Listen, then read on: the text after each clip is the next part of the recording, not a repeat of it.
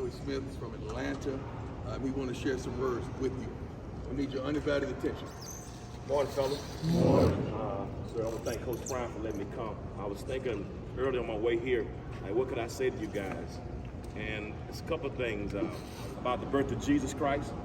And one of the things that's interesting is there's a family of kings, and one of the kings was called King Herod.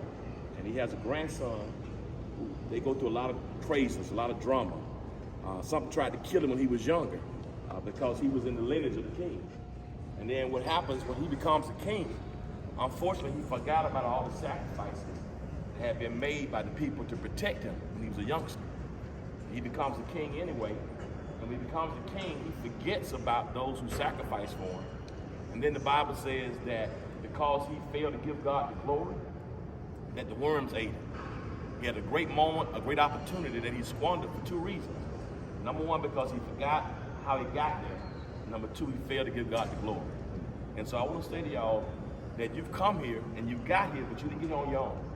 You know, genetics, hard work, grandmama's praying, dad is praying, mama's praying, you know, coaches who believed in you, getting up after failure, and you got to this moment. And one of the greatest things that you can do in this moment is not forget all the people and all the tears, all the sweat that's got you to this point. And number two, realize that there's a God who's kept you safe, kept you healthy, helped you get through the craziness of school. I've been talking to some of you guys about your grades. Some of you had to struggle to get to this point. Hey, you made it. And so this moment, you may get this experience again. But this moment with these guys, with everybody, is once in a lifetime. And so when you get out there, man, don't forget about how you got here, and don't forget to give God the glory. Second thing and last thing I want to say to you is, when you run offense, when I played football, we had something called a timing play.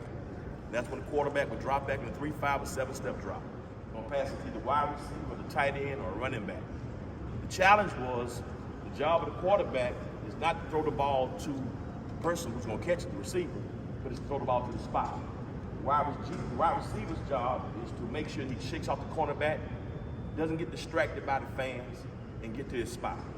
Not caught up with the cheerleaders, but get to the spot. Whatever's in front of him, remove it, get to the spot, and by the time he gets to the spot, the quarterback's job is to throw the ball to that spot. And when you get to that spot, that receiver's job is just to lift up his hands and catch that ball. What I'm saying to y'all is I believe God is y'all's quarterback. And I believe God all season long has been dropping back in a 5, 7-step drop. Your job has been to shake off the defender, shake off the distractions, shake off the chicks, shake off homecoming, shake off the distractions from home, and get to your spot. Now is the spot. Get to the spot, lift up your hands, it's yours for the taking. Take it, it's yours.